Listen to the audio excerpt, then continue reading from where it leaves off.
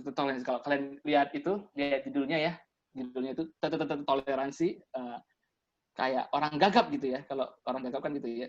Ada kata-kata masuk ke kata pertamanya itu diulang berkali-kali gitu. Ini gue share screen aja. Aku cinta kamu gitu. Nah gitu kan. Aku juga cinta kamu. Nah gitu. Itu kan orang gagap begitu ya diulang-ulang. Nah jadi kita memang kalau untuk urusan toleransi kita memang sering gagap. Itu pandangan Daniel. Itu pandangan Daniel Kristanto. Kita memang sering gagap dalam bertoleransi. Nah jadi antara kita mungkin secara tidak sadar bertindak intoleran atau kita bertindak toleran tapi bablas. Nah, gitu. Jadi kita seringkali memang banyak sekali itu ya hal-hal yang problematik di dalam urusan toleransi. Jadi kita akan mengulas nih tentang toleransi bersama Daniel Kristanto dan temannya.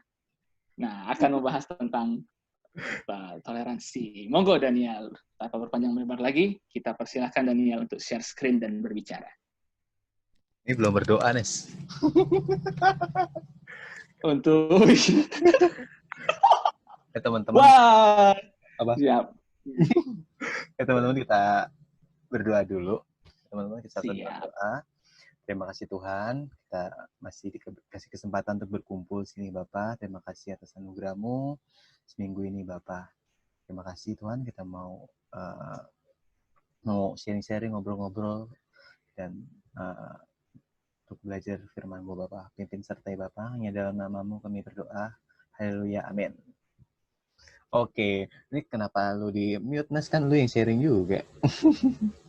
Jadi, belum ya? Udah ya? Udah belum sih, Nes? Udah ya? Sudah. Tapi belum full screen dan. Belum full screen. Jangan di-mute, Nes. Lu kan juga share juga. Gimana sih lu? Oh iya. Ini catatan sharing gue bisa dilihat. Nah, jadi teman-teman, hari ini gue akan membahas toleransi. Gitu.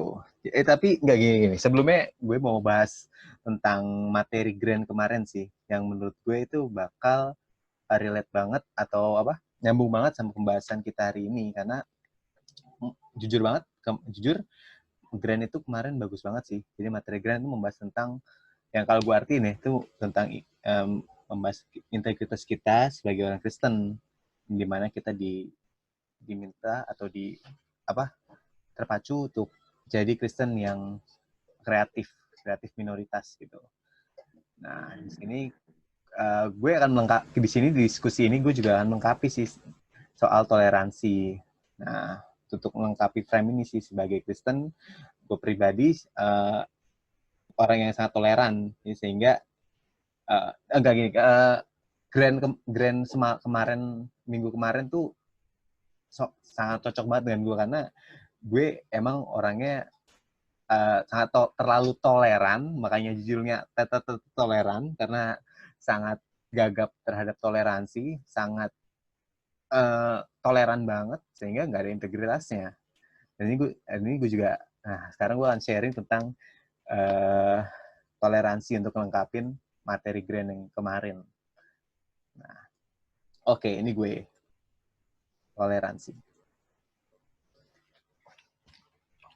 Gue akan definisiin dulu definisi dari toleran. Ini yang gue googling. Jadi toleransi itu menerima ketidaknyamanan diri sendiri demi orang lain, menghargai, membiarkan, memperbolehkan, menanggung ketidaknyamanan atau ketidaksenangan.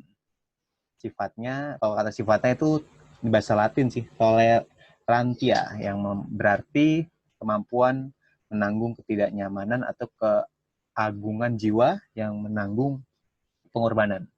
Kalau di Wikipedia, sabar dan menahan diri. Itu artinya ya. Kalau gue boleh artiin bebas, sebenarnya nih toleran itu bukan sesuatu yang negatif sih, atau bukan sesuatu yang positif, tapi itu tools sih menurut gue, karena ya toleransi bisa kita gunakan, bisa juga tidak kita gunakan gitu. Jadi menurut gue toleransi itu adalah tools gitu ya, lu mau toleran atau mau enggak gitu. Jadi bukan soal bener atau enggak, bukan soal positif negatif, tapi toleran itu ya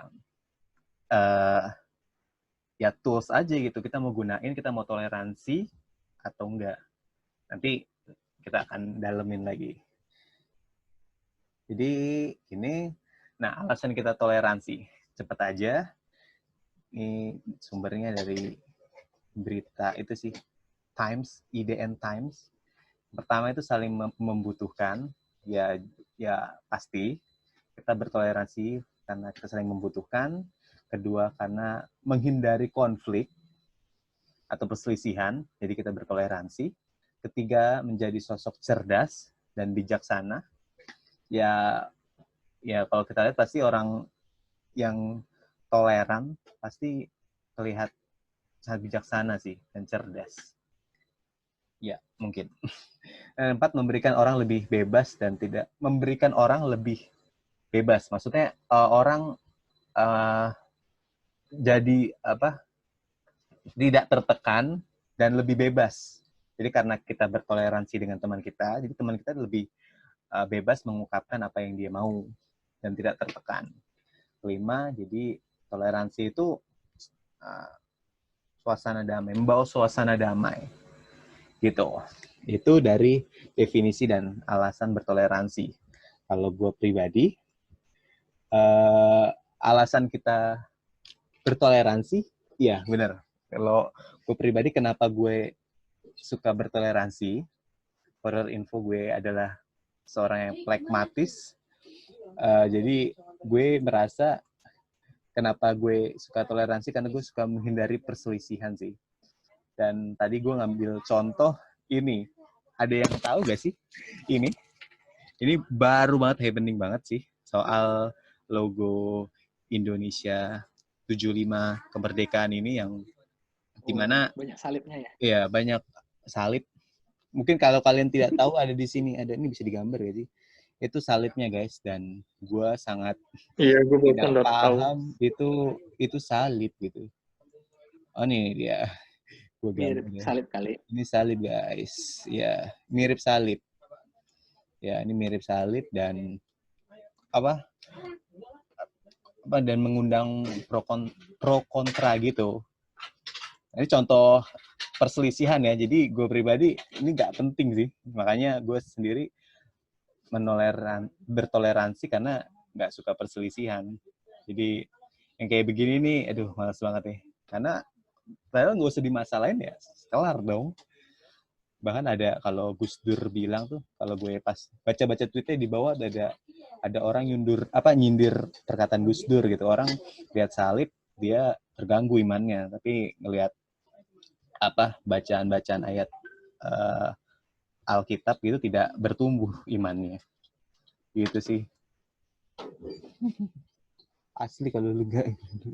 Hah? Iya, Kelly emang aku pribadi gak, mana salibnya sih? Itu aku cukup lama sih lihat di mana, terus aku lihat tweet-tweetnya gitu di bawah ada yang gambar, oh ini loh salibnya guys. Dan itu lumayan rame sih. Gitu. Itu jadi alasan gue bertoleransi, karena gue gak mau nih yang kayak gini-gini, aduh tidak penting. Ini gimana ngapusnya? Oke. Ya, bekas salibnya gimana nih cara ngapusin? Udah. Oke. Ini masih gue ya? Oh, oke. Kamu lempar ke aku dong, kan gitu Oke. tadi skenario-nya. Oh iya. Menurut lu gimana, Nes? Kalau alat dari contoh tadi, alasan kamu bertoleransi apa sih? Oh iya, oke. Ya, kalau aku sih itu ya ada beberapa sih. Tadi Daniel udah nyebutkan 4. Kalau aku paling nambahin ini sih, alasan kita bertoleransi itu, coba dan dimunculin. Oke, ya ini sih. Ya, jadi kenapa kita pengen bertoleransi itu karena kita ingin mengenal lebih baik orang lain gitu. Karena ketika orang lain, kita bertoleransi kepada orang lain yang berbeda dengan kita gitu, kita bisa melihat orang lain itu jadi apa adanya diri mereka begitu kan. Dan itu membuat kita lebih gampang mengenal mereka begitu. Jadi contohnya ya kayak gini nih. ini ada festival kebinekaan. Ini festival tahunan nih, diselenggarakan sama yayasannya Gus Dur, itu lupa nama yayasannya. Dan mereka mengumpulkan para muda-mudi dari agama-agama yang super minoritas gitu. Kepercayaan-kepercayaan super minoritas, ada Islamnya Islam Syiah, terus Kristennya Kristen Ortodoks, itu kan dikit banget tuh jumlahnya. Terus ada agama yang dari India itu Sikh, agama Sikh gitu. Terus ada kepercayaan-kepercayaan yang tradisional begitu, dan mereka saling mengenal satu sama lain ya untuk bertujuan itu sih supaya lebih bisa toleransi gitu. Nah, gitu. Dan alasan kedua aku pikir adalah next. Oh, next Alasan masih ada. keduanya, nah ini sih membangun hubungan yang harmonis. Nah, tadi sebenarnya udah disinggung-singgung dikit sama Daniel ya tadi tentang hubungan gitu. Tapi aku lebih itu sih, kalau Daniel tadi kan lebih kepada menghindari konflik gitu ya. Tapi kalau aku sih membangun hubungan yang harmonis. Jadi nggak hanya cuma menghindari konflik, tapi pengen hubungan yang harmonis, saling support gitu ya. Nah, itu mengapa kita bertoleransi terhadap orang lain yang berbeda, karena kita memang perlu untuk membangun suatu hubungan yang saling mendukung dengan orang itu. Contohnya ini adalah, ini kalau kalian lihat ini ada orang, ini sebenarnya itu ya bukan ciuman bibir ya, ini sebenarnya cipika-cipiki ya, sebenarnya cipika-cipiki antara ini Paus Fransiskus, pemimpin Katolik Roma, dengan imam besar Islam Sunni di Mesir gitu ya. Tapi kebetulan ketika perpindahan dari pipi kanan ke pipi kiri itu kamera menjepret kayak gini gitu ya, di tengah-tengah cepat gitu. Nah, jadinya kayak ciuman bibir, padahal ini pas pindah pipi gitu. Nah, ini fotonya ini diambil ketika 2 atau 3 tahun lalu, aku lupa. Pertama kalinya di Mesir ada misa Katolik Roma gitu. Dan itu peran dari si imam ini cukup besar ya, menyuarakan itu toleransi di sana, dan Paus Fransiskus sampai datang untuk mengucapkan terima kasih karena umatnya udah diizinkan mengadakan misa di Mesir, yang mana notabene mayoritas Islam Sunni gitu kan.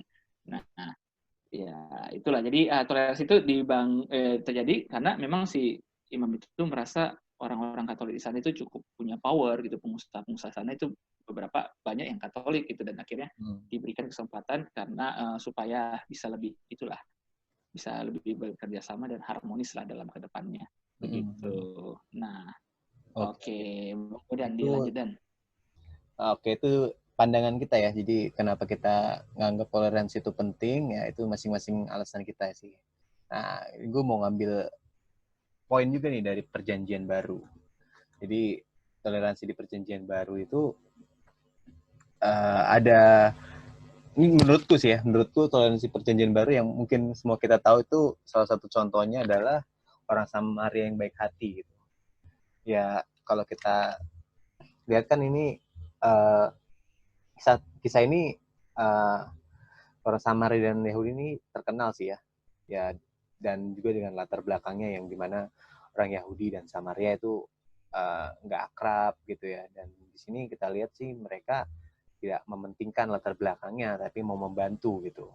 Dan juga kalau gue lihat sih, apa sih kepentingan orang Samaria gitu sampai mau bantu orang Yahudi gitu.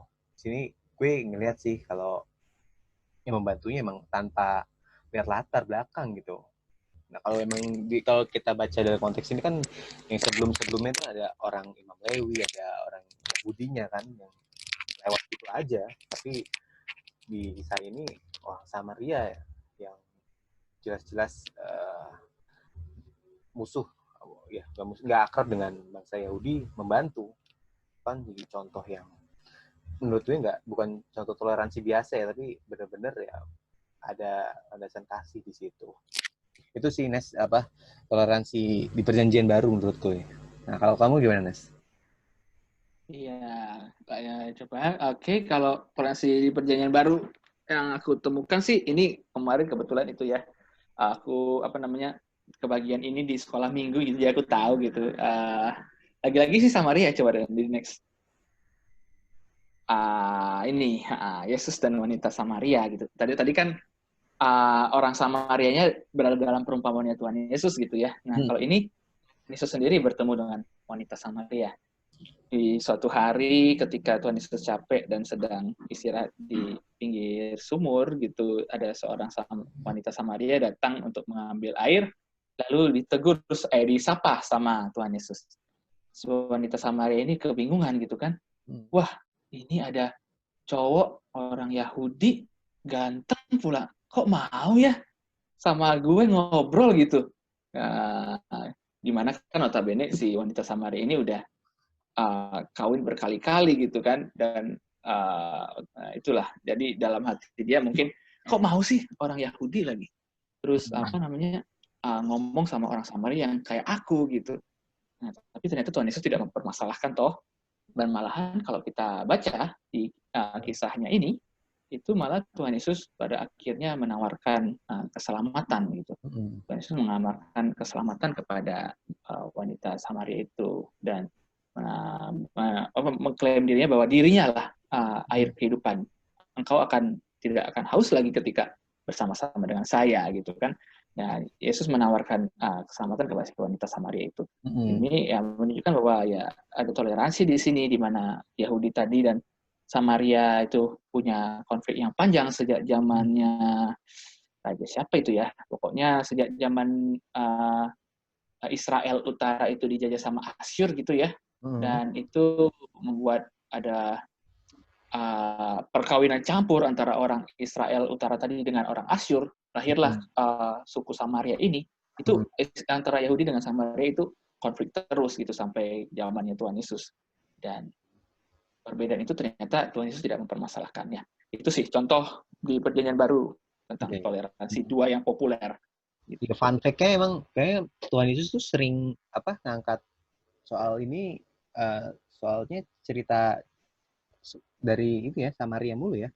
Samaria Yahudi gitu ya, Nes ya. Mungkin karena emang dari kisah latar belakang tekstual sih ya. Karena mungkin ya waktu zaman itu konflik-konfliknya tentang toleransi ya, antara dua itu, Yahudi dan Samaria gitu, kayak misalnya kayak Indonesia ya, Islam Muslim, Islam Kristen gitu misalnya. Iya betul. Ya, kayak Islam Muslim, tapi kalau di Alkitab contohnya Samaria dan Yahudi ya. Oke. Nah, itu dari Perjanjian Baru sih. Nah, ini sih Nes, contoh di kenyataan sih, di kita hari-hari sih, contoh toleransi secara umum di hari-harinya. Ya, gue kasih contoh sih. Contohnya ini. Jadi gue ini sih dari yang tadi yang atas ini kan, yang tadi gue bahas tadi ya. Sebenarnya ada satu hal yang kita sebenarnya juga bisa belajar toleransi, yaitu kita belajar menghargai pendapat. Ya kita harus ini dong, akuin kalau itu memang kebebasan untuk berpendapat. Kalau harus ngerti juga kalau menurut pandangan tetangga kita memang itu ya mengganggu imannya mungkin ya. Ya memang ya mungkin risih dengan simbol itu yang walaupun kita semua tidak tahu itu ternyata salib ya kan. Ya mungkin kita dari situ sebenarnya bisa diambil positifnya adalah kita juga bisa dari perdebatan itu belajar menghargai pendapatnya. Ya itu contoh toleransi secara umum ya. Yang kedua yaitu tidak pilih kasih sih, yang ya ini di kepala gue lewat aja sih pas contoh toleransi secara umum. Oh iya. Jadi kalau gue perhatiin tuh orang-orang kalau di sekarang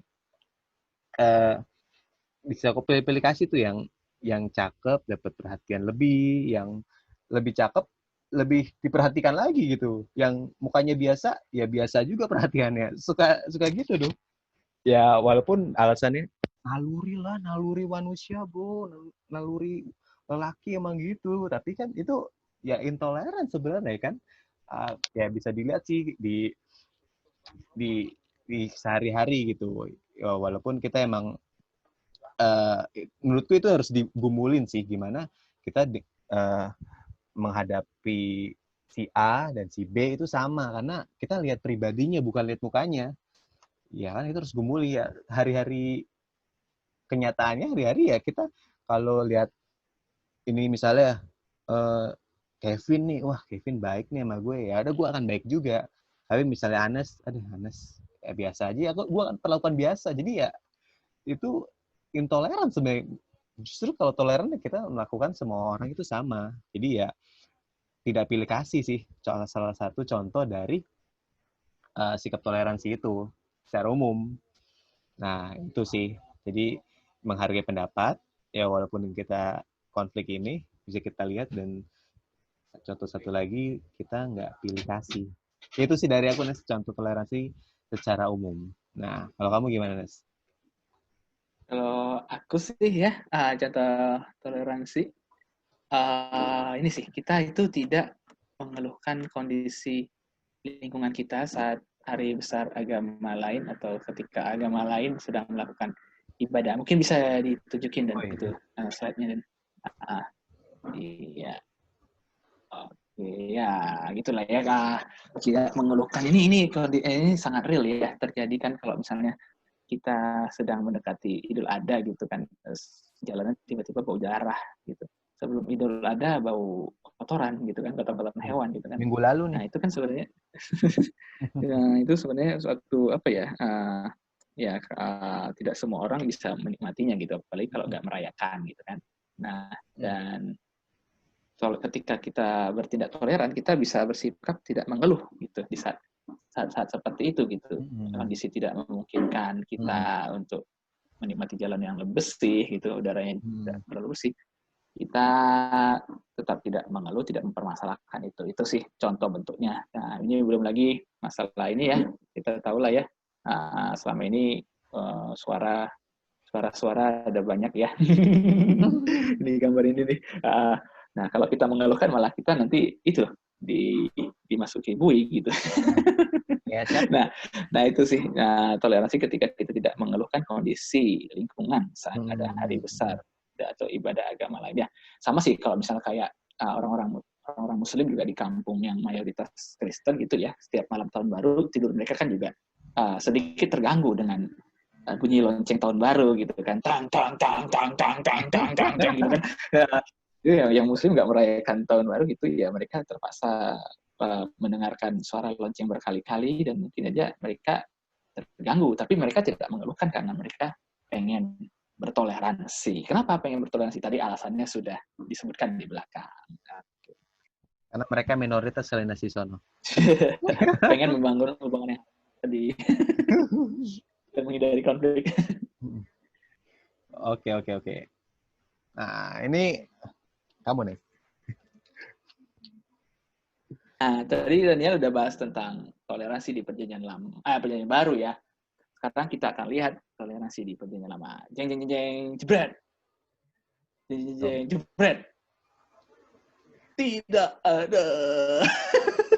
Nah, jadi kalau kita perhatikan teman-teman di perjanjian lama itu contoh toleransi itu akan sulit sekali ditemukan. Nah, malahan yang ada itu adalah coba dan di next. Nah, yang ada itu malah justru larangan bergaul dan berbaur dengan bangsa lain. Nah, itu misalnya di Ulangan 7 ayat 1 sampai 11, di 1 Raja-Raja juga. Nah, itu justru larangan untuk berbaur untuk itu sangat banyak dan justru lebih cenderung ajaran di kitab Perjanjian Lama itu justru lebih mengarah kepada sikap-sikap yang intoleran begitu. Nah, orang Yahudi itu mereka dilarang tuh menikah dengan bangsa lain, terus dilarang juga bergaul gitu ya. Pokoknya harus murni gitu ya, jadi sangat eksklusif gitu ya. Nah, mungkin Daniel ada pendapat kenapa bisa begitu dan apa menurutmu yang bisa membuat ini di perjanjian lama itu kayak iya gitu? Sih, kalau kulit emang apa namanya eksklusif ya sampai dijagain Tuhan saat dia keluar dari Mesir kan dikasih makan, dikasih pelindung, dikasih arahan langsung kan. Nah itu mungkin sih kalau aku nangkep ya salah satu poinnya mungkin karena ingin bangsa Israel tuh sebenarnya kenapa dilindungi karena dia membawa pengenalan akan Tuhan sih yang benar sih. Ya di perjanjian baru pun ya sampai kita sekarang dengar istilah manakah Allah yang benar, Allah Abraham, Ishak dan Yakub kan. Nah itulah kenapa menurutku sih alasan kenapa bangsa Israel saat di perjanjian lama benar-benar dijagain karena memang membawa pengenalan akan Tuhan yang benar, pengenalan akan siapa pencipta kita gitu ya. Dan sekarang asal dari kekristenan kan bangsa Yahudi kan. Nah itu sih mungkin menjaga pengenalan akan Tuhan sih menurutku. Nah, jadi tadi ada komen dari Clara, apakah kemarin yang Daniel itu, nah justru Daniel itu intoleran Kak Clara. Mereka itu kan berada di apa namanya? Di mana di mana itu? Babel ya. Dia dijajah bangsa Babel. Nah, si Daniel itu tetap menjaga keasliannya. Dia nggak mau ganti nama, dia tidak mau menajiskan dirinya. Menurut gue tuh dia malah intoleran, dia tidak mau ada hal lain. Dia walaupun dijajah dia tetap menjadi seorang Daniel yang adalah bangsa Israel gitu. Dan menurutku ya itu bahkan makanya diambil kemarin dibahas itu karena contoh integritas Daniel dalam intoleran untuk kebenaran, yaitu untuk menjaga kemurniannya sebagai bangsa Israel sih. Menurutku gitu sih, Nas. Betul. Nah, itu ya. Jadi memang kayaknya di perjanjian lama itu bangsa Israel itu betul-betul dijaga kemurniannya gitu ya, Dan ya. Oh, kalau ini sebenarnya kenapa itu tadi kita sebut intoleran? Itu karena kan itu Kak Clara ya, si Daniel itu di Daniel itu tidak berkompromi dengan adanya perbedaan kan, tidak ada dia ditawarin makanan raja gitu kan, makanan raja apa itu namanya yang itu ya, yang namanya itu makanan daging sih, anggur lah, daging-dagingan lah. Nah, Daniel tidak mau tuh tercemar dengan itu gitu. Ya jadinya dia apa namanya? Nah, coba Kak Clara bisa mungkin ini enak nih diskusinya jadinya lebih memperkaya ya. Kak Clara berpendapat bahwa Daniel itu toleran tapi berintegritas. Mungkin bisa open mic menjelaskan gagasannya, gagasan. Monggo, Kak Clara. Apa? Mungkin maksudnya aku cuma ini aja memberikan pendapat. Kalau menurut aku ya, kalau toleransi itu bukan berarti kita nggak bisa menunjukkan identitas kita siapa, atau bukan berarti kita tidak berintegritas atas identitas yang kita miliki. Jadi itu menurut aku ya. Jadi kalau aku mikirnya sih ke ini sih, kalau intoleran itu lebih kepada kita nggak menyetujui mereka, tapi kita kita merugikan mereka gitu. Kita memaksakan apa yang kita percayai atau apa yang kita pikirkan ke orang lain. Menurut aku itu intoleran. Gitu. Jadi justru Daniel itu seperti itu, Kak Clara. Coba monggo Kak Clara. Enggak, maksud aku kalau misalkan Daniel kan minggu lalu seingat aku Kak Brian kan bilang kalau misalkan Daniel bahkan itu dia toleran loh ke bangsa Yehuda ya? Babel. Aku kalau kurang bangsa Babel ya, sorry. Bangsa Babel gitu. Jadi kayak kan raja itu pengen membunuh seluruh ini kan orang-orang bijaksana kan di sana, dan termasuk Daniel dan Sadrak, Meshach, Abednego gitu kan. Nah, tapi dia berusaha toleran dengan dia bersahaja sama suruhan dari raja itu yang harus membunuh orang-orang bijaksana.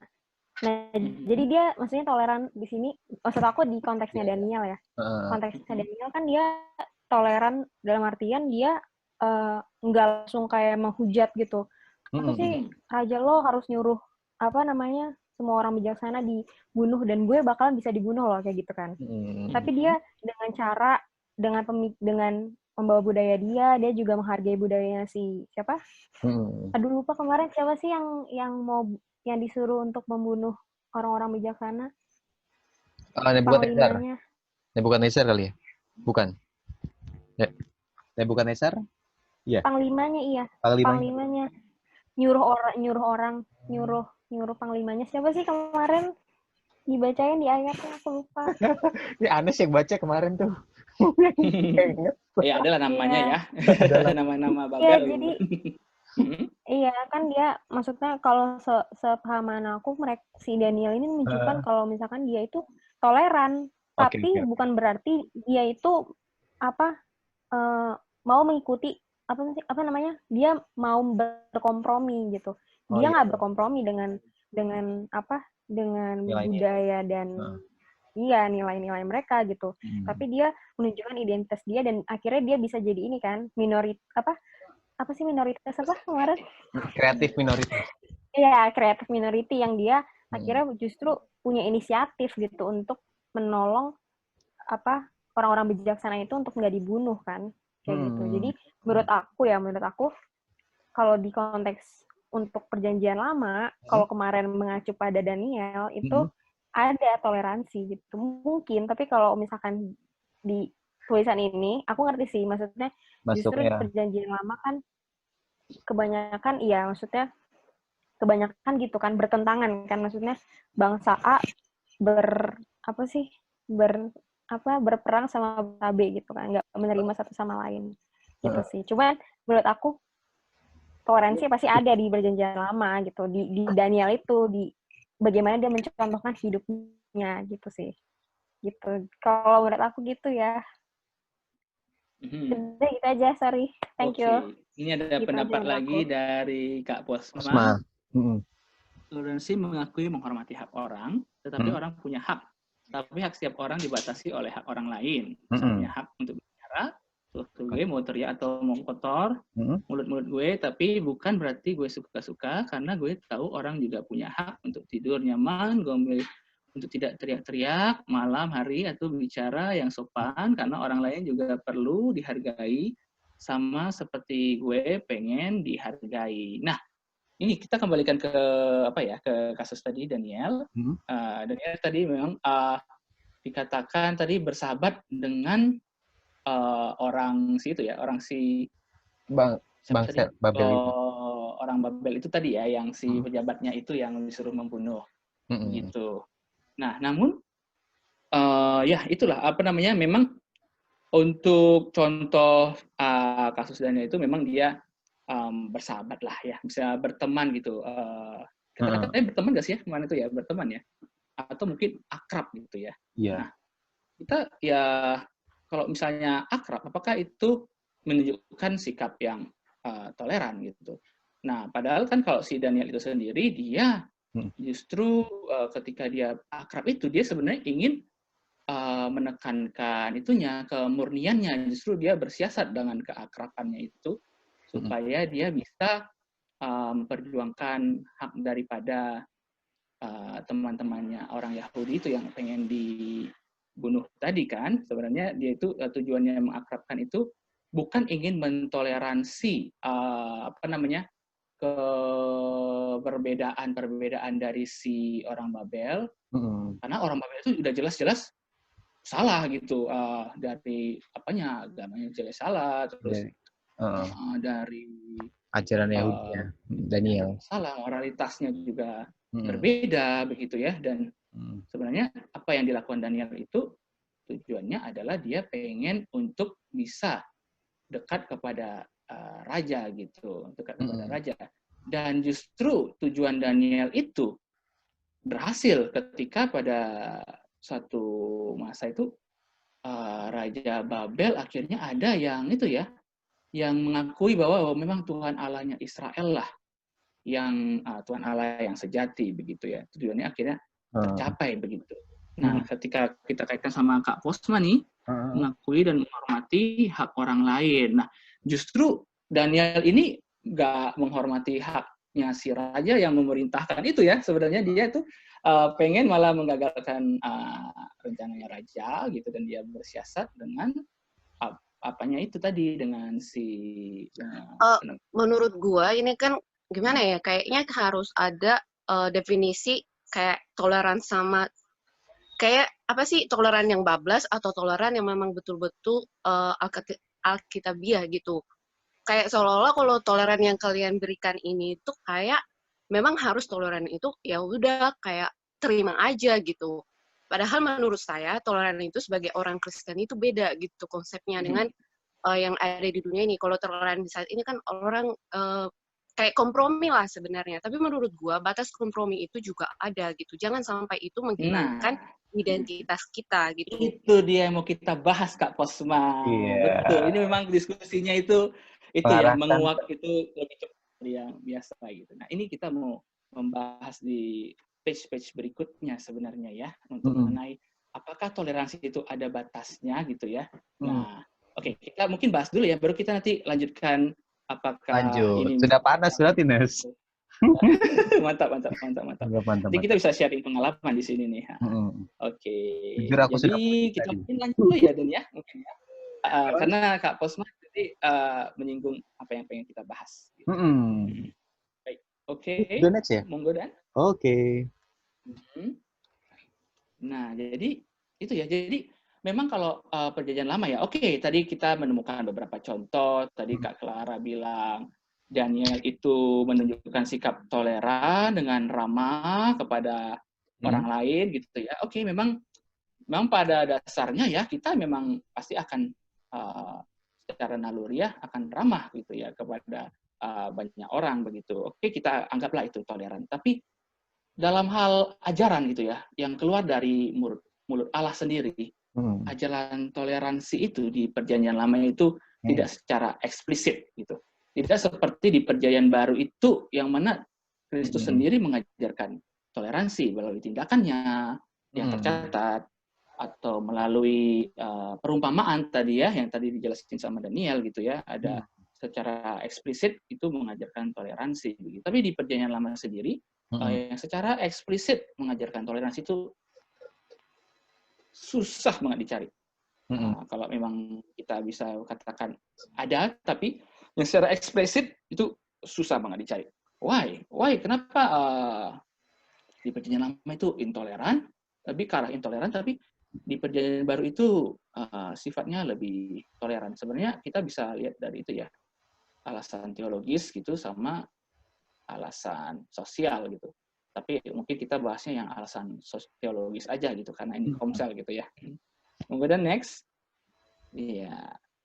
Oke. Jadi kalau ini beberapa pandangan teologis ya, sebuah pandangan teologis mengatakan bahwa kalau di Perjanjian Lama itu kenapa ada perbedaan gitu. Ini sebenarnya perdebatan juga untuk misalnya nanti lintas agama gitu, terutama orang-orang Muslim itu mempertanyakan, Tuhannya orang Kristen di Perjanjian Lama sama Perjanjian Baru itu beda. Kenapa mereka bilang begitu? Karena di Perjanjian Lama itu Tuhannya sangat intoleran gitu ya, main bantai sana, main bantai sini, bangsa lain gitu. Tapi di Perjanjian Baru itu lebih penuh kasih gitu. Nah, di Perjanjian Lama itu, ini alasan teologisnya, umat itu dididik selayaknya anak-anak. Gitu. Umat itu dididik selayaknya seperti orang tua mendidik anaknya yang masih bocah begitu. Jadi diberikan disiplin. Nah, moralitasnya itu diberikan lebih lebih kental dan tidak ada kompromi begitu ya. Harus ini karena pengen menumbuhkan kedisiplinan begitu ya. Nah, sedangkan kalau di Perjanjian Baru umat itu dipandang sudah lebih dewasa. Sehingga sudah dipandang udah memiliki kedisiplinan udah tumbuh, udah terbentuk, sehingga konsep yang pengen diajarkan yang lebih besar daripada disiplin itu bisa diajarkan di zamannya Perjanjian Baru, yaitu kasih kan. Nah, jadi karena Tuhan itu sudah memandang umat Perjanjian Baru sudah lebih siap gitu ya. Jadinya kasih itu udah bisa diterapkan di sini. Sedangkan di Perjanjian Lama itu boro-boro kasih gitu ya. Boro-boro kasih ya, disiplinnya dulu harus dibentuk gitu, karena ya selayaknya umat itu selayaknya dipandang masih seperti anak-anak gitu. Nah, itu untuk kalau misalnya kenapa kita mempertanyakan itu ya. Oke. Kalau itu sih aku tambahan sih, Nes, menurutku kenapa ini aku jadi ingat ayat di ini sih, Matius 5:20 kan. Kalau imanmu tidak lebih dari ahli Taurat dan orang Farisi, kamu tidak dapat aku lupa. Matius itu Matius Tidak 5:20 dapat ya. masuk kerajaan surga kalau nggak salah ya. Iya, kamu tidak Tidak dapat dapat masuk kerajaan surga. kamu tidak dapat masuk dalam kerajaan surga. Itu sebenarnya tanda juga sih ternyata ya memang indikasi juga ternyata selama perjanjian lama itu jadi landasan dasar sih. Jadi perjanjian lama itu dasar dari iman kekristenan nanti di perjanjian baru, makanya dijagain, makanya dilindungin selayaknya anak-anak tadi kan. Itu sih Nas.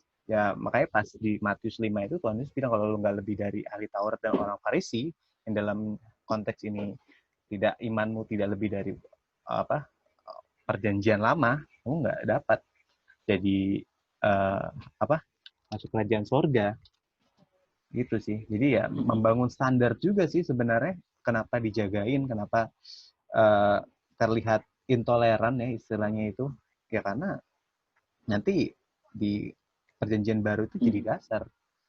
Tuh, di kehidupan keagamanmu tuh dan kata Kak Kelly. Jika kehidupan keagamanmu tidak lebih baik daripada orang ahli Taurat dan orang Farisi. Nah, ini kan menyeratkan kedisiplinan itu memang harus mendasar dulu kan. Kedisiplinan itu harus mendasar dulu sebelum kita kepada ajaran-ajaran yang berikutnya begitu, iya, tentang keren juga sih kasih, tentang toleransi begitu. Nah, oke, mungkin kita ada lagi yang mau kamu tambahin? Itu sih. Bagus sih. Kita coba next dan. Waduh. Apa nih? Ini langsung kayak ini. Oh iya, belakangan ini ya. Oke, jadi yang tentang toleransi. iya. Oke. Nah, kenapa di perjanjian baru itu justru toleransi, sedangkan tadi ya, ini tadi udah ya.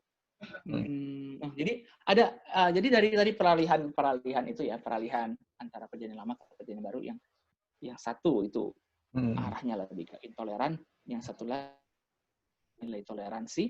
Ada satu hal yang bisa kita pelajari sih dari sini, coba. Ini di setel ya? Oh iya. Enggak, di next dulu. Oke. Nah, jadi sebenarnya Tuhan itu nggak menginginkan toleransi yang bablas gitu ya. Tuhan itu tidak menginginkan toleransi yang kebablasan. Tetap tadi ya, karena dasarnya itu harus ada tetap kedisiplinan gitu kan. Tetap harus ada kedisiplinan di bawah di landasan kasih, itu harus tetap ada kedisiplinan sehingga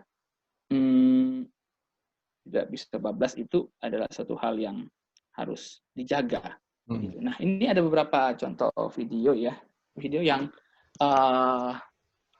sempat heboh karena dipandang tidak toleransi yang kebablasan. Kedengeran nggak, Nes? Enggak ya? Iya, dengar. Dengar. Pelan. Udah aku gedein sih. Kedengeran nggak? Iya, ini paduan suara Ya? gereja. Kedengeran nggak, Nes? Lumayan. Enggak ya? Enggak kedengeran nih? Kurang. Kenapa? Kurang kedengeran. Oh, jelasin aja sih palingnya. Oke. Nah, ini video sebenarnya apa namanya? Nyanyi lagu Salatullah salana. Ya itu mereka nyanyi Salatullah ini. Gitu kan? Itu kan jelas-jelas adalah suatu lagu yang menyatakan apa ya? Doa-doa kepada nabi orang Muslim gitu ya. Salatullah itu kan, dan itu dinyanyikan oleh paduan suara gereja di Papua begitu. Nah, karena mereka pengen menerapkan toleransi begitu. Tapi coba ini kenapa dipandangin toleransi yang kebablasan? Dengar nggak, Nes? Ya, nggak terlalu sih, tapi nggak apa-apa lah. Ya ini ya, apa namanya? Nilai-nilainya aja udah ada banyak sekali kompromi di sini, nilai kekristenan digadaikan gitu. Ibaratnya ada orang yang menghina Tuhan kita, tapi kita malah justru memuja-muja orang tersebut gitu ya, dengan kalimat yang indah-indah seperti yang mereka lakukan ini gitu. Nah, ada lagi satu contoh itu ini dari lagi-lagi orang yang Kedengeran dari ya? Indonesia Timur. Hah? Kedengeran nggak? Kurang kedengaran dan. Kurang ya? Kamu udah share audio belum sih? Hah? Udah. Udah share audio ya? Nggak kedengeran. Mungkin harusnya pakai PC-mu, Nes. Nah, kita Mau share screen? Hah? Lebih kedengaran ya punya aku ya? Oh, ini kedengaran kok.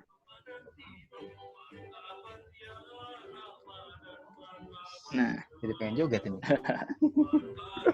Nah, oke, ini ya dilakukan oleh seorang frater dari gereja Katolik. Aku nggak tahu gereja Katolik yang mana, tapi jelas Katolik Roma, tapi nggak tahu Katolik Roma yang mana gitu, di daerah mana nggak tahu. Ini lagu Ramadan tiba gitu kan, mau menyambut lagu yang mengeluh-elukan bulan suci daripada agama orang lain gitu kan. Dan ini dinyanyikan. Nah, ini yang jadi dipermasalahkan oleh kalangan teman-teman di Katolik itu adalah dia melakukan ini di kapel. Nah, di kapel di mana kapel orang Katolik itu ada satu roti yang gede gitu ya, roti yang sekepala gitu. Roti perjamuan kudusnya mereka yang sudah didoakan, yang mana mereka kan mengimani ya kalau roti perjamuan kudus itu bukan hanya simbol tubuh Kristus, tapi betul-betul tubuh Kristus itu sendiri. Jadi ketika itu didoakan, Tuhan memang mengubah roti itu menjadi tubuhnya sendiri gitu. Ya, itu saking sakralnya begitu ya. Aku pernah teringat itu ketika diakon orang Katolik itu nggak sengaja ya, dia buru-buru bawa satu tempayan hosti gitu, terus tiba-tiba jatuh gitu ya. Satu gereja itu menjerit, gitu, panik gitu. Hostinya bertebaran gitu, gitu kan. Satu gereja menjerit gitu. Terus langsung buru-buru semua jemaat langsung buru-buru mengambilin. Karena mereka memang mengimani bahwa hosti itu memang adalah sakral ya. Udah berubah jadi tubuh Kristus sendiri begitu. Dan itu yang akan masuk ke tubuh mereka begitu. Nah, si frater ini dia menyanyikan lagu pemujaan terhadap bulan Ramadan itu di depan hosti.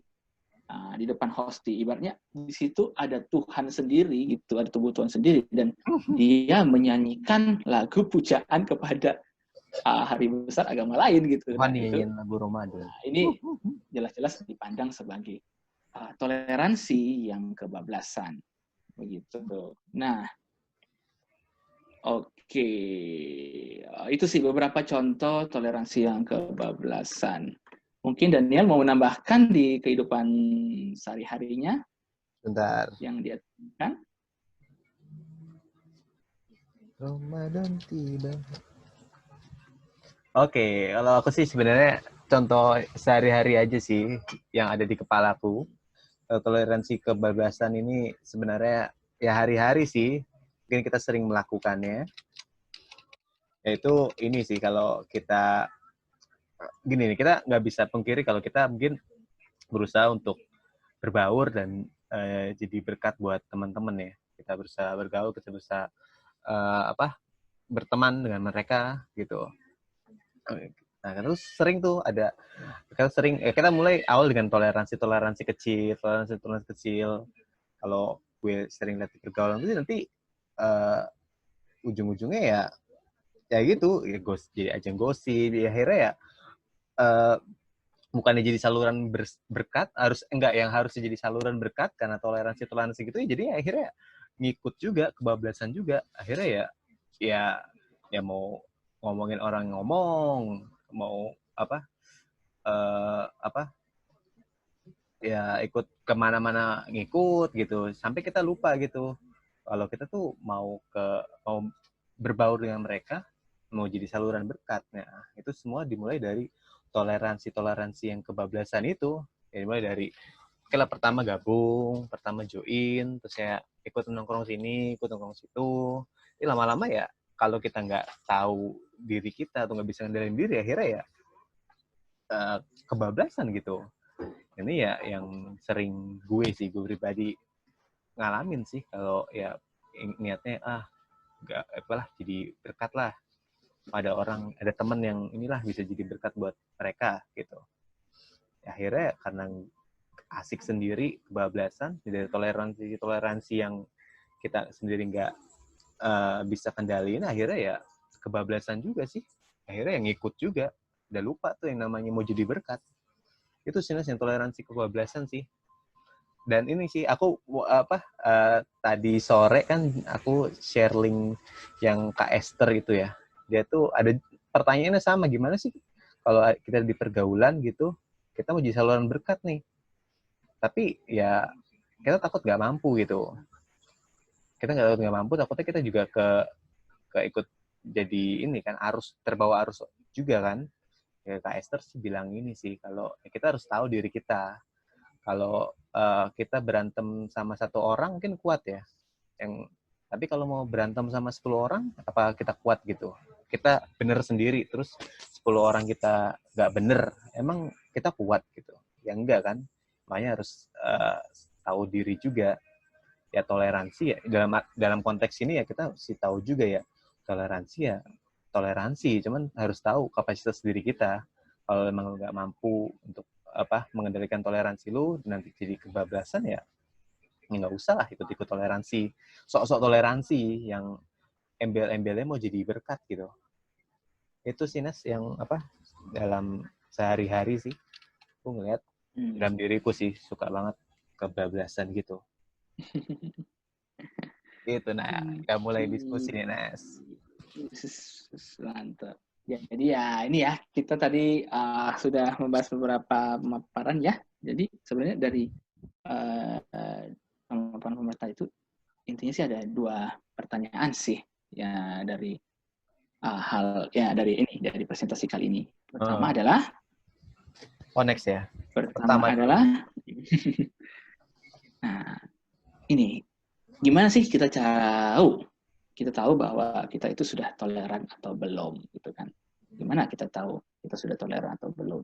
Nah, pertanyaan kedua. Oh, enggak, ini langsung satu tuh penjelasannya sih. Oh gitu kan? Oke. Moga-moga dan ya, ini teman-teman nanti diharapkan dari seperti tadi cair gitu. Dari diskusi ini sih kita mau dari pemaparan ini kita mau diskusi sih. Jadi dari membahas soal toleransi ini, jadi timbul pertanyaan itu, gimana caranya kita tahu kita tuh udah toleransi atau belum ya kan? Emang tahu lu toleransi atau belum? Nggak ada yang tahu kan? Apa sih indikatornya gitu? Apa kita sudah bener menaruh toleransi kita itu udah bener atau belum sih? Tahu dari mana gitu? Jadi kita diskusi dengan Anes sih, ada beberapa poin yang menurut kita benar cara kita tahu supaya kita sudah toleran atau belum. Yang pertama itu sering diskusi sih dengan satu Komsel. Ya, bukan promosi, bukan membanggakan, ya kan? Tapi menurut gue media ini nih, kotak kecil yang kalian sedang tonton ini sebenarnya jadi media juga sih untuk kita saling ngingetin untuk belajar toleran, untuk ya koreksi diri, toleran atau belum. Nah itu ya walaupun ya tidak sesederhana itu sih, kita juga nggak gampang cerita ke orang yang belum dekat. Tapi menurutku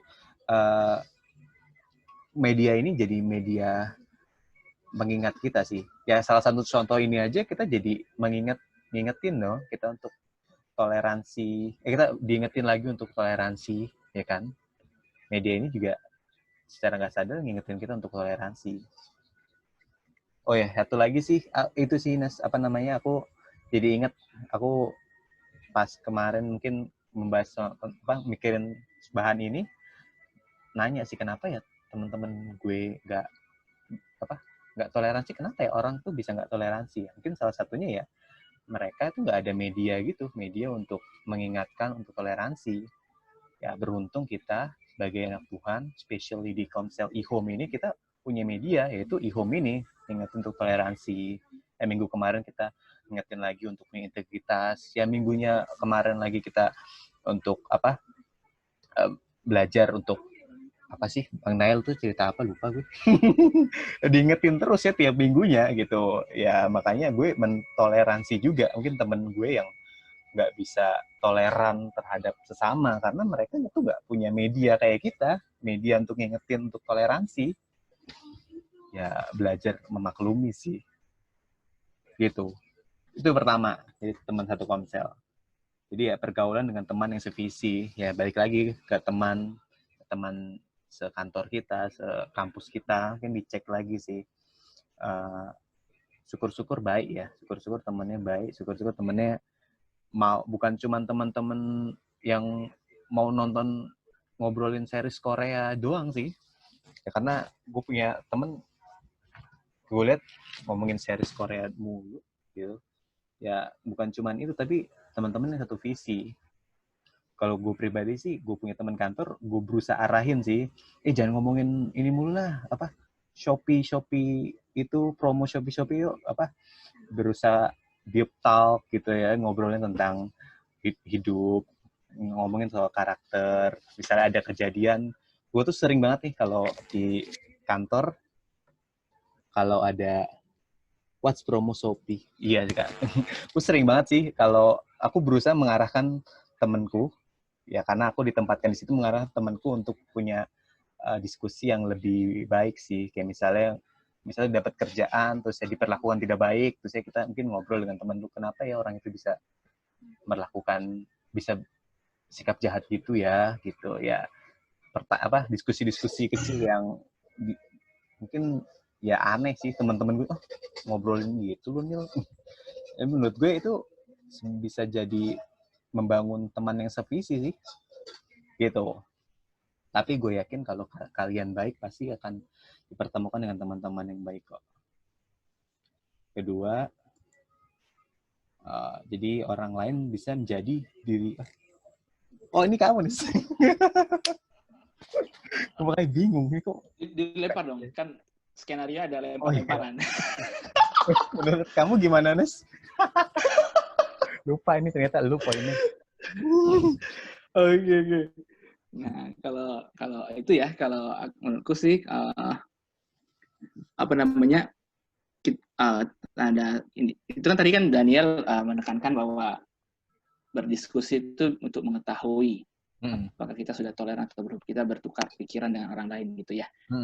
Kalau aku sih menurutku ada juga sih indikator yang bisa kita lihat dari diri kita sendiri gitu. Dari hubungan kita sih sebenarnya, maksudnya hubungan kita dengan orang lain. Nah, jadi apakah kita sudah toleran terhadap orang lain? Itu bisa kita lihat ketika orang lain yang berinteraksi dengan kita itu tidak ragu menjadi dirinya sendiri gitu. Nah, ketika orang lain itu masih jaim, masih tiba-tiba jadi berubah, seharusnya dia nggak kayak gitu, jadi berubah jadi seorang yang berbeda begitu ketika berinteraksi dengan kita gitu, bergaul dengan kita. Itu menandakan bahwa jangan-jangan kita itu tidak toleran terhadap mereka begitu. Kita banyak menentang mereka begitu. Dan ketika orang lain merasa kita toleran, mereka otomatis akan menjadi nyaman dan pengen untuk dan tidak ragu untuk menjadi apa yang mereka identitasnya gitu. Itu sih kalau menurut aku. Kamu ada tambahan lagi kan? Oh, ini sih aku nangkep sih poin kamu. Jadi misalnya contoh ketika aku ngobrol sama kamu, terus kamu ternyata ya seadanya atau nggak berani mengekspresikan diri, berarti kan ya mungkin kamu orangnya intoleran gitu ya, Mas ya? Ya, contohnya misalnya kayak aku kan, ya kalian tahulah aku urakan gitu ya, terus ternyata di Komselvet itu kalian nerima aja gitu, aku bertingkah kayak mana gitu. Kalian tetap aja gitu mau berteman denganku. Nah, aku akhirnya ya bebas aja gitu kan, ya ngebacot aja gitu di grup gitu kan. Yaitu kaum self-hate, dalam hal ini kaum self-hate bertindak toleran terhadap Yohanes Pangaribuan begitu. Oh iya. Indikatornya jelas ya. Jadi ya teman-teman di sini toleran ya. Asik. Iya. Atau terpaksa toleran. Ini ngomong apa sih gitu.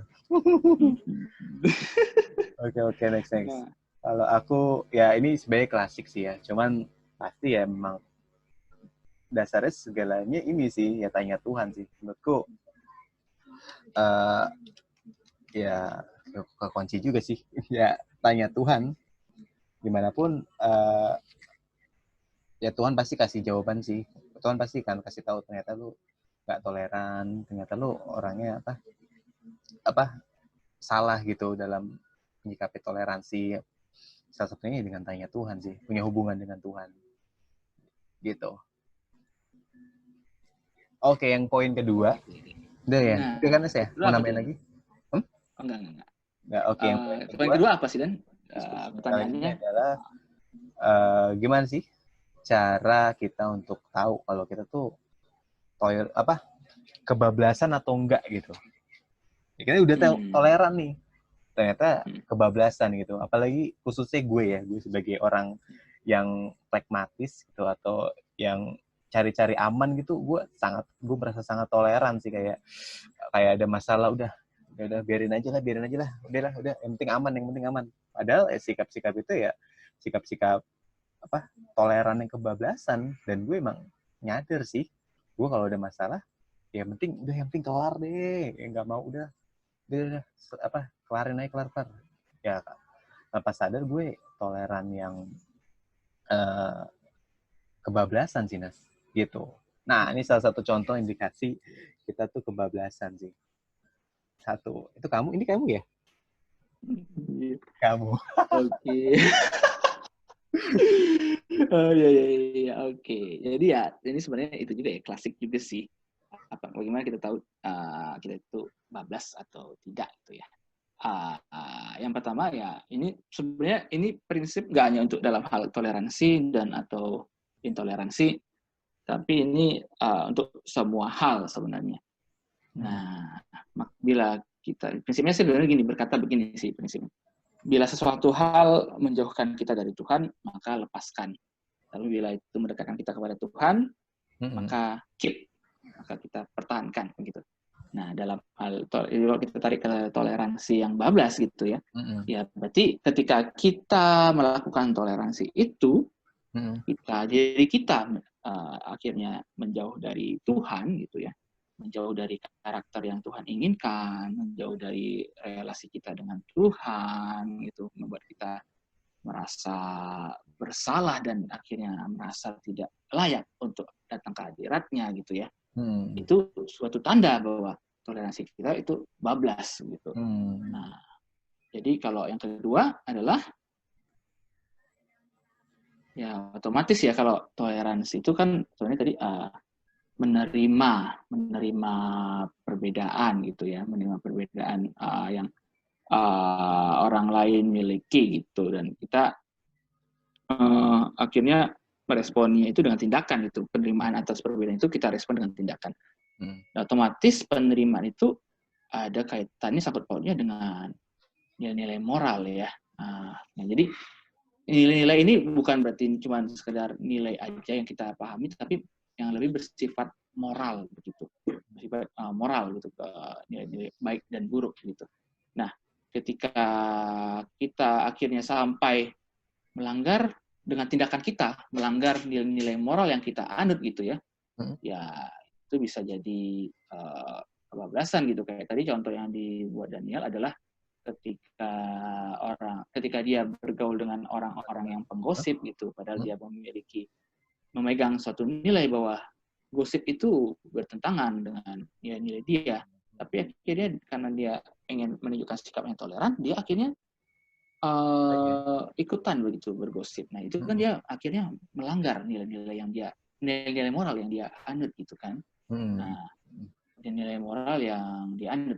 Nah, ya tadi diskusi yang Kak Clara lemparkan tadi kan, Daniel itu bersikap toleran. Nah, dalam hal dia tidak mau tidak mau apa namanya, tidak mau mengganti nama, tidak mau dia memakan makanan Babel gitu ya. Nah itu sebenarnya si Daniel itu sedang mencegah toleransinya itu Kebablasan. tidak bablas. Karena dia tidak mau nilai moralnya itu yang dia anut gitu ya.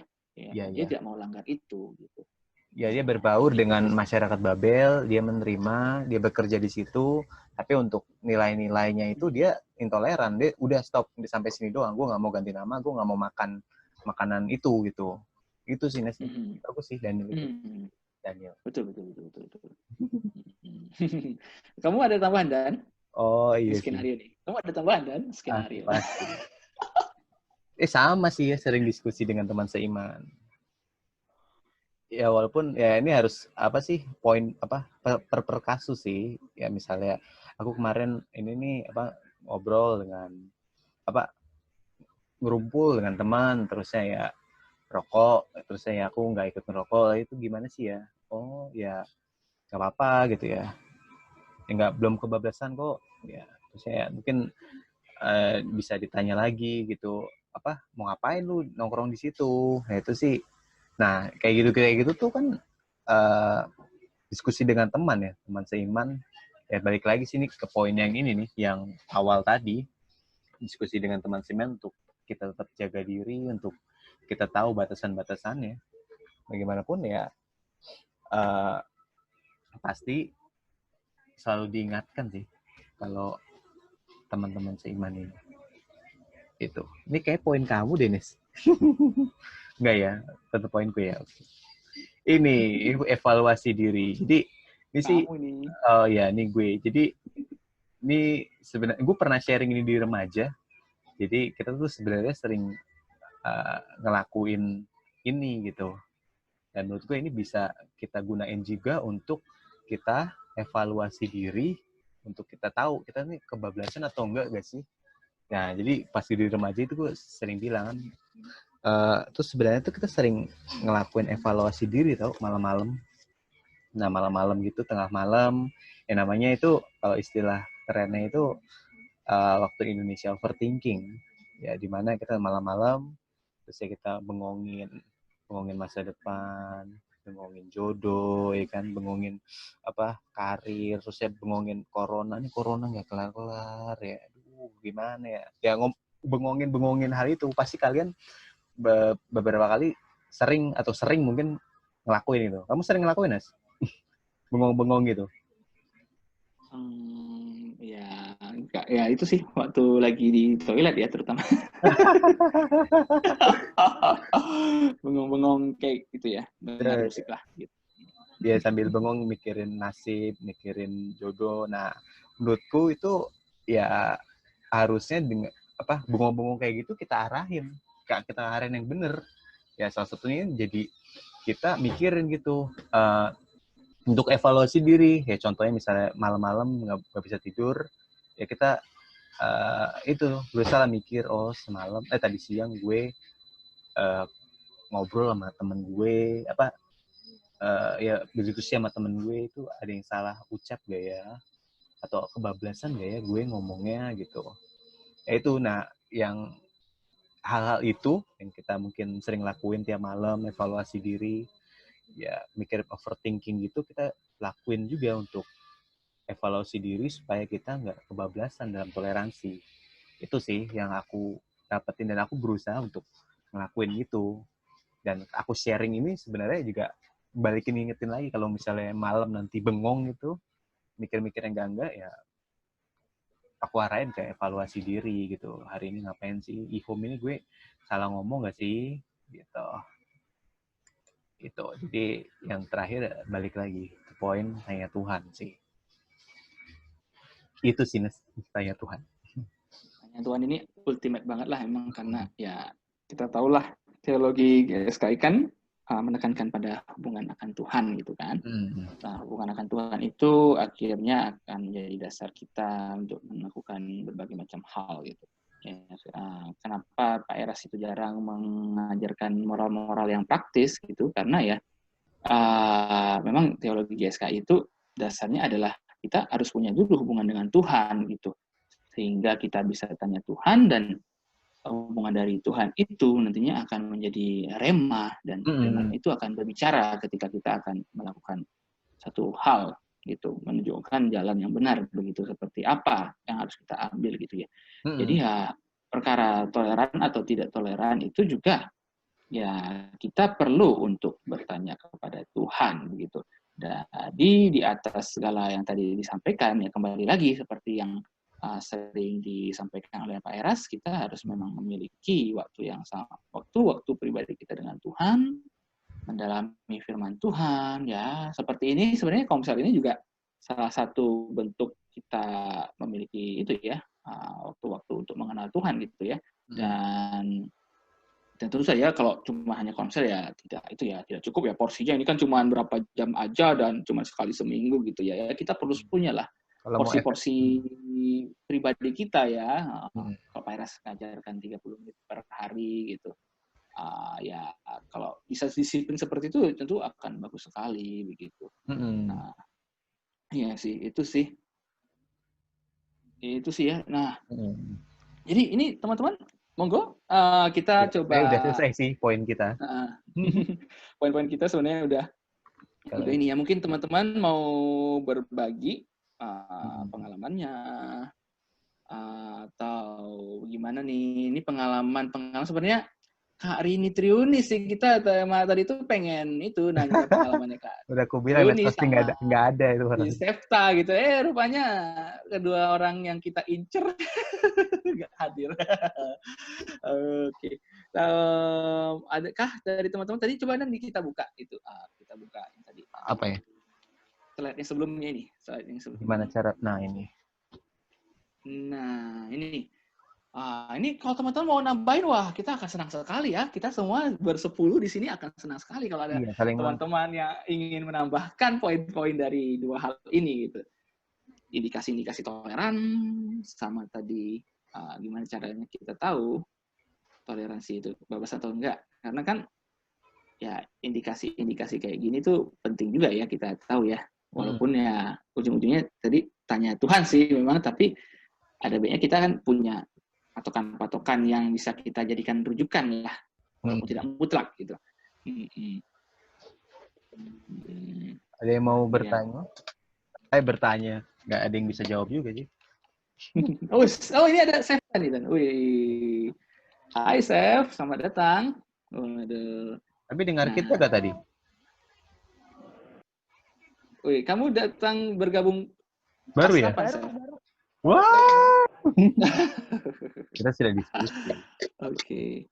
Nah, teman-teman kalau misalnya kalian belum tahu, ya sudah cerita sih pekan lalu waktu Kak Gren, Septa ini di Myanmar itu ya, karena dia itu toleransinya sangat tinggi, dan dia itu masih ada kan ya? Oh ya, masih ada.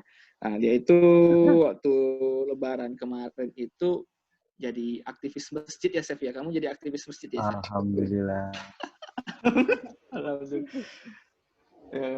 Septa membantu teman-temannya itu untuk berlebaran gitu ya, untuk mengurus lebaran begitu.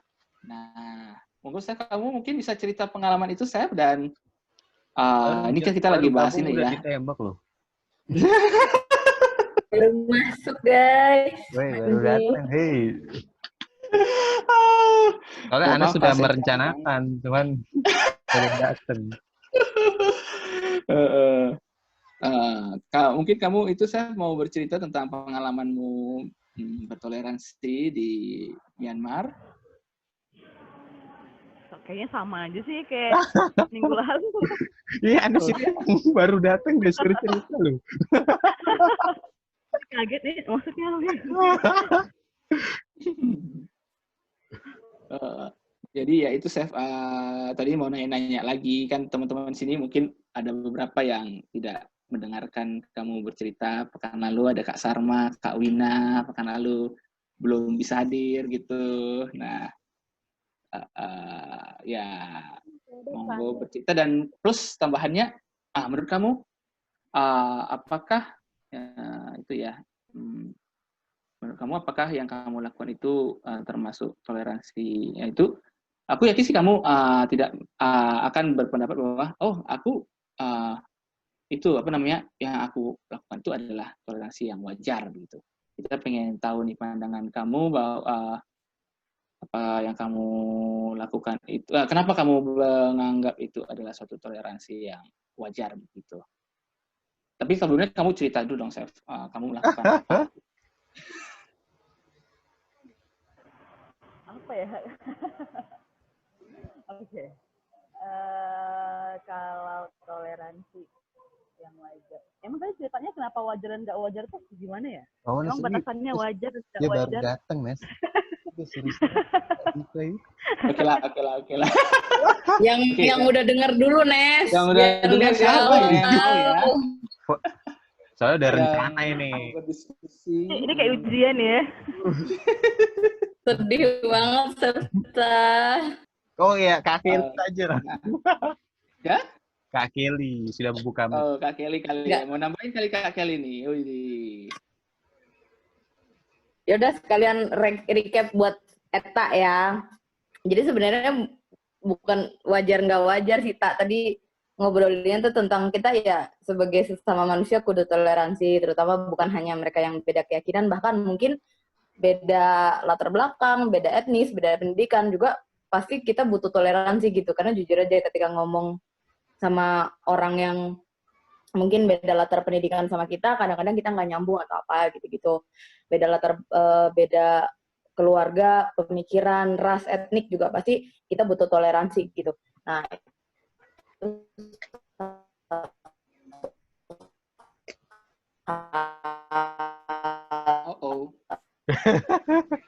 Ngelek Kak Kel.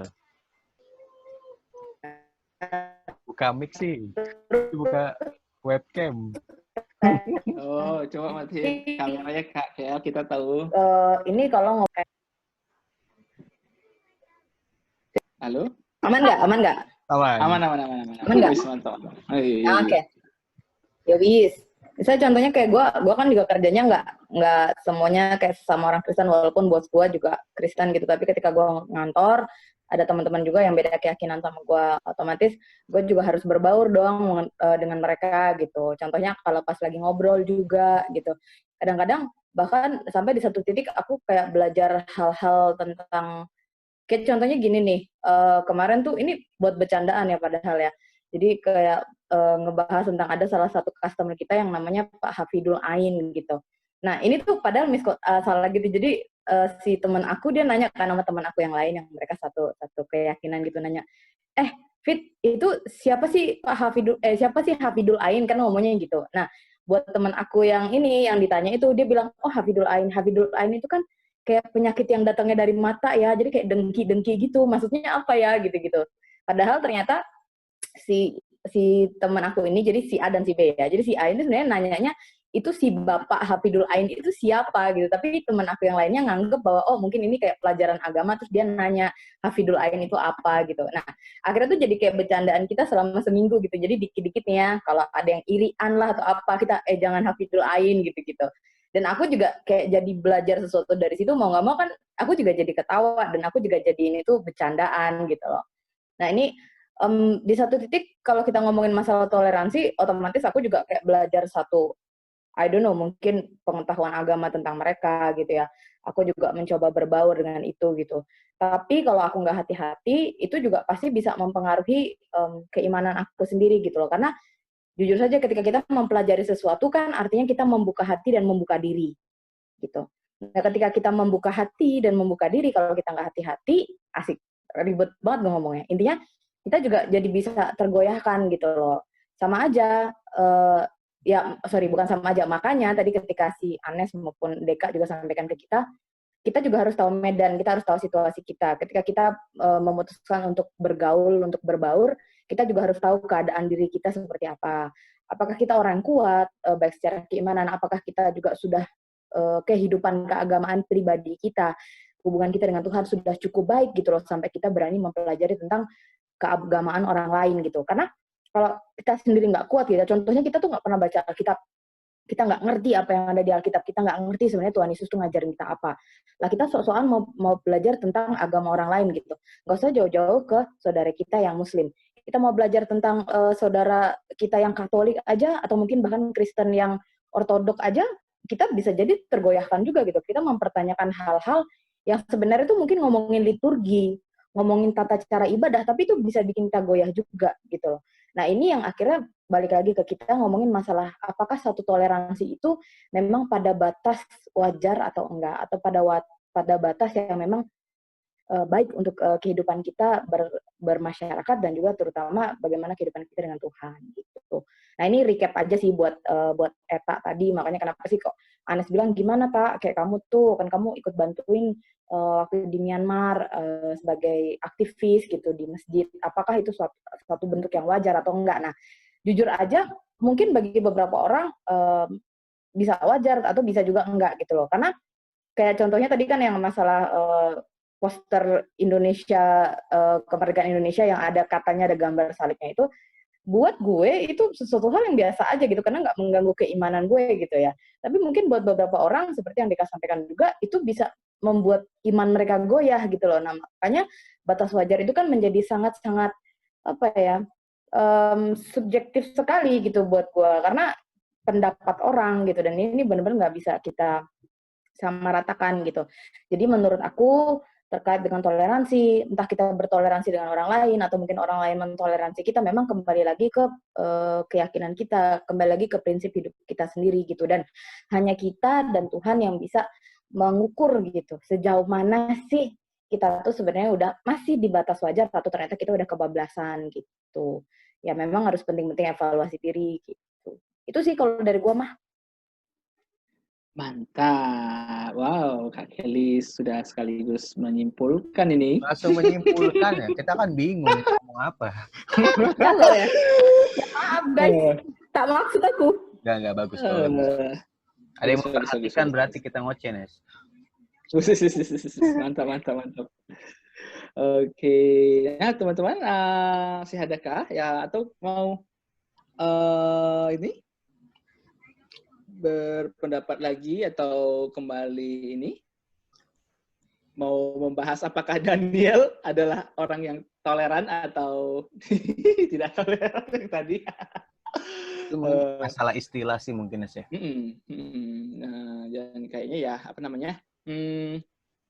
Ya apakah Daniel itu toleran? Ya memang mungkin kalau dia bergaul dengan ramah ya otomatis ya kayak kita beramah tamah dengan orang lain gitu ya, otomatis kita akan menerima lah perbedaan dari orang lain itu, dan akhirnya memang bisa toleran. Tapi tadi yang kita maksud Kak Clara itu di Perjanjian Lama memang ada orang-orang yang menunjukkan sifat-sifat yang toleran seperti itu, yang dari keramahannya, terus bergaul dengan orang-orang asing gitu ya. Namun perlu kita perhatikan bahwa untuk perintah yang aktifnya sendiri itu di Perjanjian Lama itu kita akan sulit sekali menemukan yang eksplisit untuk mengarahkan orang Israel orang Yahudi itu berbaur dengan bangsa lain. Bahkan sikap Daniel itu dia bisa beramah tamah dengan orang Babel tadi ya kan, itu kan gara-gara mereka dalam kondisi berada di bawah jajahan begitu ya. Dan mau nggak mau gitu ya, mereka menghadapi kekuasaan yang lebih besar. Ketika mereka sedang berada dalam, mereka yang memegang kendali gitu ya, mereka tidak dalam keadaan dijajah, mereka punya kerajaan sendiri. Nah justru yang seperti Daniel itu, yang berbaur dengan orang-orang lain, itu justru dikecam dan dianggap berdosa begitu. Karena ya ketika mereka bisa aktif untuk tidak berbuat bisa aktif untuk menghindari perbauran dengan bangsa lain, mereka akan tetap lakukan tidak berbaur begitu, karena memang perintahnya itu jelas di Ulangan itu, janganlah kamu bergaul dengan bangsa lain, janganlah kamu menikah dengan bangsa lain, sehingga tidak tercampur paham-paham dan moralitas mereka begitu. Nah jadi ya kondisinya memang ya pada akhirnya berbeda. Dan tadi aku sempat singgung juga ya ada alasan sosial gitu ya. Nah, itu salah satu alasan sosial kenapa akhirnya di perjanjian baru sifat toleran itu muncul ya. Karena bangsa Israel pun keadaannya akhirnya sama-sama seperti di bangsa di saat Daniel gitu ya. Daniel waktu itu bangsa Israelnya dijajah oleh Babel, di zaman Yesus bangsa Israel dijajah oleh Romawi.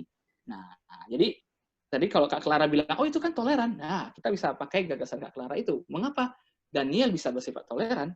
Itu sama halnya dengan di perjanjian baru gitu ya. Kondisinya sama-sama dijajah. Begitu.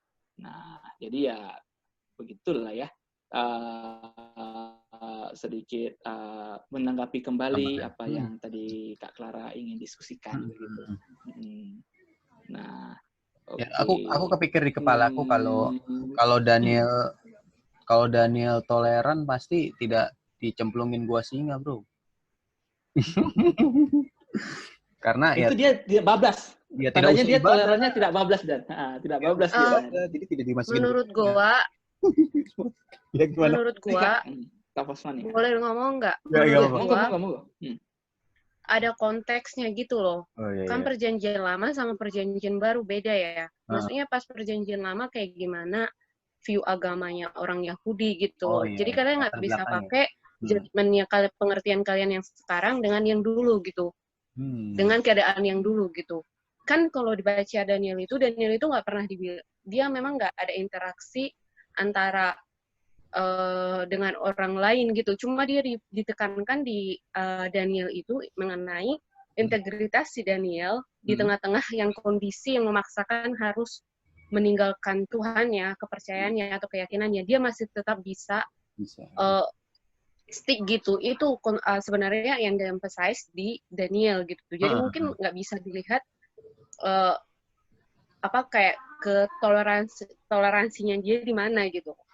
Jadi dan terus juga kalian nggak boleh kayak pakai konsep yang sekarang itu ke konsep yang dulu gitu. Karena definisinya itu pasti mungkin beda, peraturan juga, culture juga gitu loh. Soalnya kan kalau dilihat sebenarnya kan hidup manusia itu berubah ya, berevolusi ya gitu. Maksudnya yang dulu itu tabu, sekarang nggak tabu gitu. Yang dulu itu memang itu lumrah, sekarang itu lumrah, dulu nggak lumrah gitu.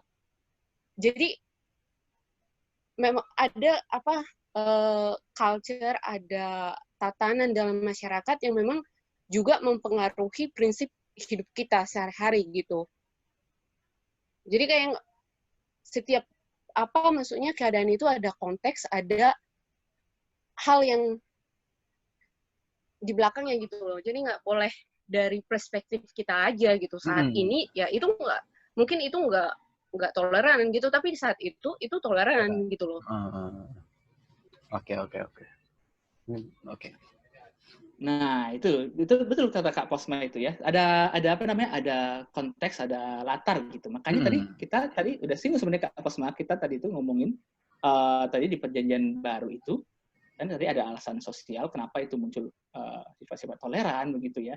Sifat-sifat tadi kita sudah singgung kenapa di perjanjian lama itu sangat intoleran gitu ya, maksudnya tidak pengen berbaur dengan orang lain begitu, dan kenapa di perjanjian lama akhirnya berbaur dengan orang lain itu perlu ditonjolkan gitu.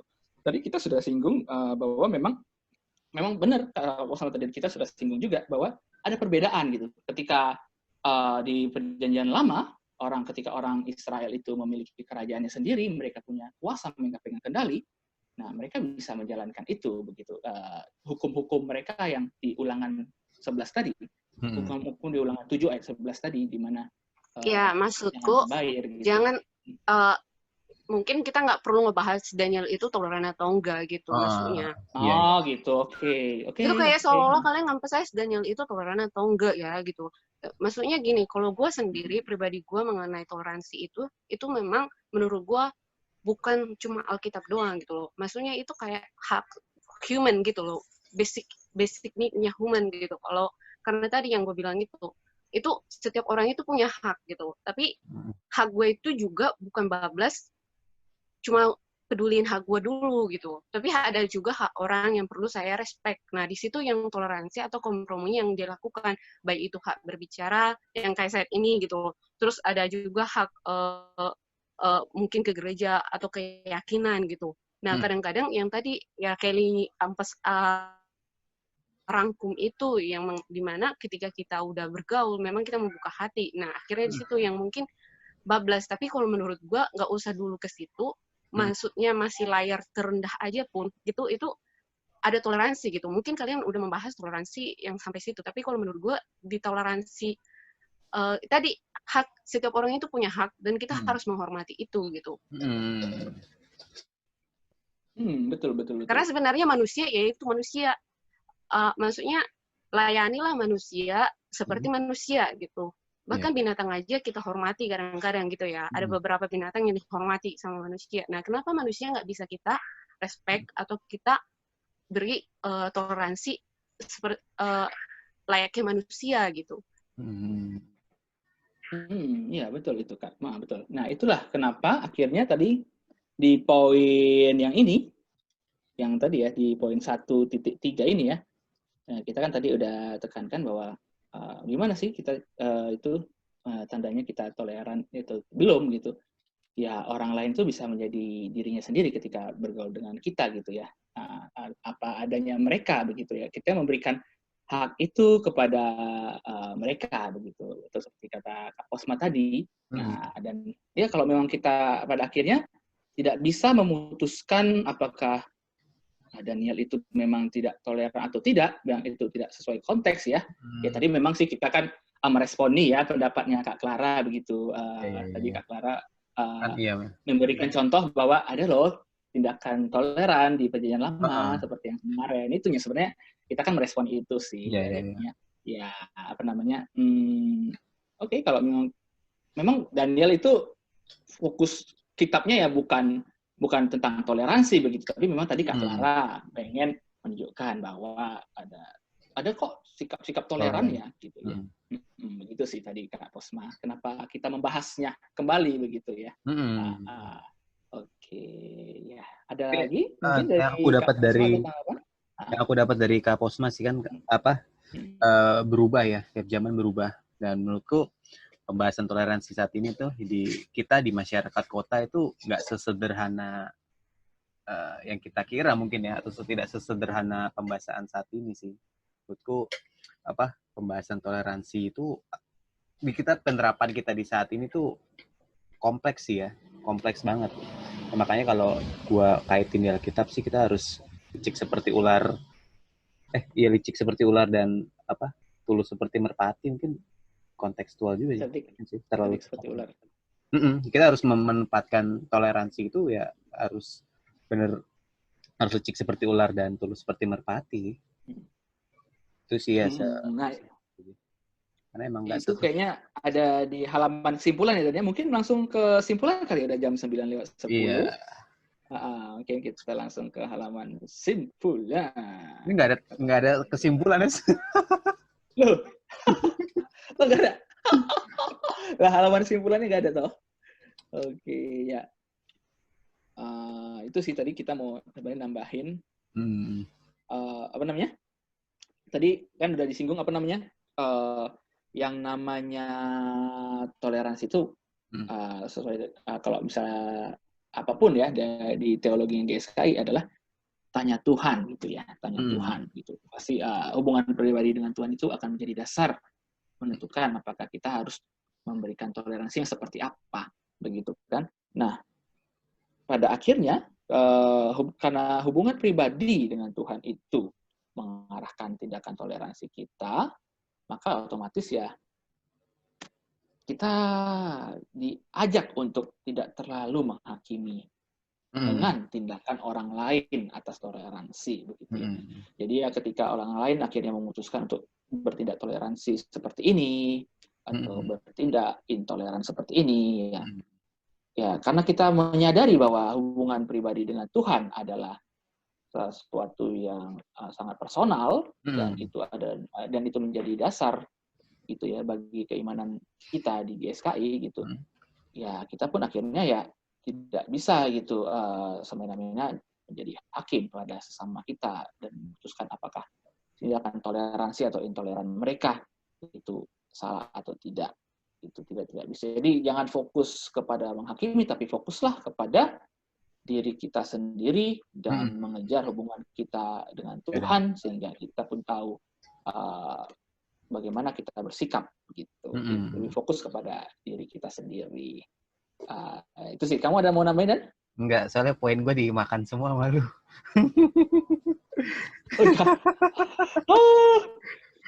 Oh iya. Itu poin gue. Oh iya. Ada satu lagi, Dan, yang tools itu. Oh iya, itu kalau lihat definisinya sih toleransi itu sebenarnya tools sih ya. Ya tools ya. Definisi kan apa? Ya, kalau lihat definisi kan toleransi itu yang menerima keadaan tersebut kan. Sabar dan ya kalau lihat definisi lupa gue. Ya itu hak orang lain, kata Kak Pos. Hak orang lain. Nah, ya menurutku kalau terapin kita ya toleransi itu tools sih, kita mau toleran atau enggak ya dibalik lagi sih, kita butuh atau Tuhan mau atau enggak sih. Gitu sih. Oke, ya demikianlah teman-teman. Paling susah penerapannya, diskusinya gampang. Oke deh, ya sekian teman-teman. Apa namanya nih? Tag Team edisi perdana ini, ya jadi sistemnya agak berbeda ya, karena dibahasnya itu secara itu berdua atau mungkin bisa bertiga gitu. Jadi ini akan kita giatkan 2 bulan sekali, gitu ya. Berarti tag team berikutnya berarti bulan berapa Dan? Bulan Oktober berarti ya. Ini Agustus nih. Ya kalau masih ada sih.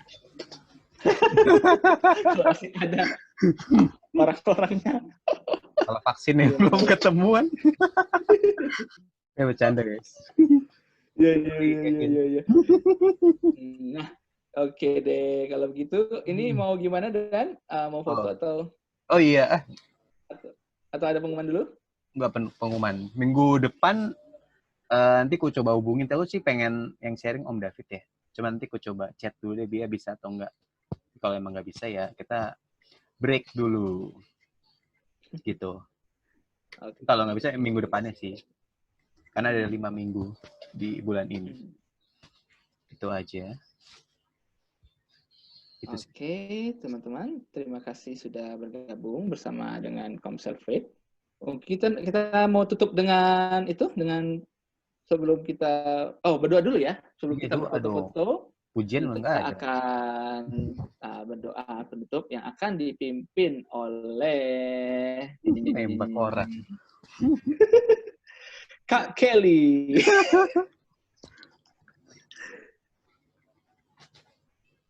Kak Kelly. Biasaan lu. Sudah live. Ya udahlah. Mari Kak Kelly. Bapak, makasih ya buat malam hari ini. Satu lagi kesempatan buat kami belajar. Tuhan Yesus, semoga apa yang kami pelajari malam ini bukan sekedar jadi pengetahuan gitu kali. Tapi semoga benar-benar bisa kami lakuin gitu dalam kehidupan sehari-hari kami. Dan biasanya sih emang paling susah dan suka lupa. Tapi Tuhan, balik lagi tujuan kami apa sih gitu. Komsel ini kan sebenarnya bukan cuma buat mengisi waktu luang, tapi memang kami pengen belajar, kami pengen koreksi, kami pengen saling menguatkan satu dengan yang lain. Tuhan, makasih kalau kami masih ada hari ini. Kami berdoa Tuhan buat teman-teman kami dimanapun mereka berada, baik kami yang ada di sini maupun yang belum sempat join Tuhan dengan segala keadaannya. Terkhusus kami juga berdoa buat Kevin. Tuhan jaga ya biar Kevin sehat. Juga buat teman-teman lain yang juga mungkin lagi ngalamin hal yang sama. Tuhan mampukan juga, Tuhan kuatkan.